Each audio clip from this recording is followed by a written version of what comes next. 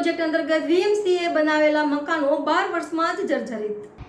BSUP project અંતર્ગત વીએમસીએ બનાવેલા મકાનો 12 વર્ષમાં જ જર્જરિત. કોર્પોરેશને જાતે બનાવેલા મકાનો 12 વર્ષમાં ટકી શકે તેમ નથી. ભ્રષ્ટ વીએમસી દ્વારા વાપર ઉપયોગ બંધ કરી મકાન ખાલી કરવા તગલગી આદેશ સામે સ્થળ પર વિપક્ષ નેતા અમીર રાવતે આજે મુલાકાત લીધી હતી અને વડોદરા મહાનગરપાલિકા દ્વારા જ બીએસયુપી પ્રોજેક્ટ અંતર્ગત આ મકાન બનાવ્યા હતા, જેની આવરદા અંદાજિત 40 વર્ષની હોય, પણ 12 વર્ષમાં જ મકાન જર્જરિત હાલતમાં થઈ ગયા અને પાલિકા દ્વારા આ મકાન ખાલી કરવા માટે નોટિસ આપી છે.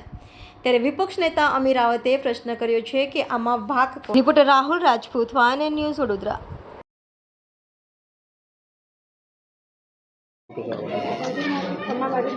બીએસયુપી આવાસ યોજના અંતર્ગત ગરીબોને સારા પાકા મકાન મળે એવી ઉત્તમ ભાવનાથી આ મકાનોનું કન્સ્ટ્રક્શન કરવામાં આવ્યું હતું. 2010માં વર્ક ઓર્ડર આપ્યો.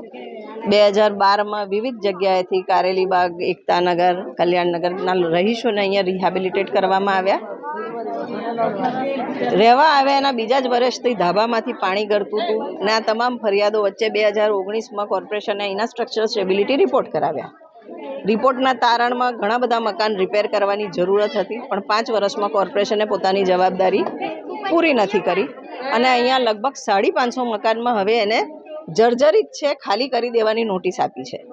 ગરીબ લોકો હતા, છેક એકતાનગર, કલ્યાણનગર અને કારેલીબાગથી અહીંયા જાંબુઆ, જ્યાંથી શહેરમાં આવવા જવાના 200 રૂપિયા થાય એવી જગ્યાએ એમને રિહેબિલિટેટ કર્યા છે ગાઈડલાઇન્સની વિરુદ્ધ. તેમ છતાં લોકો અહીંયા રહે છે, આવા જર્જરિત મકાનમાં રહેવા મજબૂર છે, કારણ કે એમની પાસે બીજું કોઈ ઠેકાણું નથી. ત્યારે હવે 550 મકાનને તોડી દેવાની જે નોટિસ આપી છે એ નોટિસની સામે અમે કોર્પોરેશનને રજૂઆત કરવા માંગીએ છીએ. ભ્રષ્ટાચાર કોર્પોરેશનના અધિકારીઓ, કોન્ટ્રાક્ટરે કર્યો, ખિસ્સા એમના ભરાયા. રહેવા આવ્યા ત્યારથી બૂમો પાડે છે રહીશો, પણ 5 દિન સુધી કોઈ કાર્યવાહી નથી કરી, એક નોટિસ ઇજારદારને નથી આપી અને હવે આ મકાન ખાલી કરીને રિપેર કરવાનું જો ગરીબ નાગરિકોને કહે તો એ ઇમ્પોસિબલ છે. આ લોકોને બેઘર કરી દેવાનું આ ષડયંત્ર હોય એવું લાગે છે. ત્યારે અમે ડિમાન્ડ કરીએ છીએ કોર્પોરેશન પોતાની જવાબદારી સ્વીકારે. એમના એન્જિનિયર્સની બેદરકારી, એમના ભ્રષ્ટાચાર, એમના પાપે આ મકાન આ રીતના બંધાયા છે. કોઈ બી આરસીસી ફ્રેમ સ્ટ્રક્ચર હોય મિનિમમ 25 વર્ષ ટકવું જોઈએ.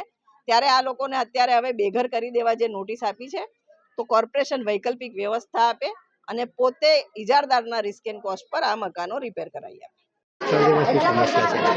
જી, અમારા જે જાંબા હાઉસિંગ બુડાના મકાન છે ત્યાં કોર્પોરેશન તરફથી નોટિસ ચોંટાડવામાં આવી છે કે તમે 7 દિવસમાં મકાન ખાલી કરો. હવે 7 દિવસમાં મકાન કેવી રીતના ખાલી કરે? આવી રીતે સામે ચોમાસું પ્લસ આ જે રીતના મતલબમાં બનાવેલા છે એ પહેલેથી જ મતલબમાં જર્જરિત લાગતા હતા. આજે 2019માં બી મતલબમાં પહેલાં ટેસ્ટિંગ કરીને ગયા તે વખતે બી કશું કર્યું નહીં. અત્યારે ખાલી સેમ્પલ લઈને નોટિસ ચોંટાડી ગયા છે. હવે અમે 2012માં અમને આવંટન કરવામાં આવેલા કે મકાનો અહીંયા આગળ શિફ્ટ કરવાના. હવે 2012થી 2024 છે, 10 વર્ષમાં જ્યારે આરસીસી બિલ્ડિંગ ખખડી જાય તો ઝૂંપડું તો 10 થી 12 વર્ષ ચાલે છે.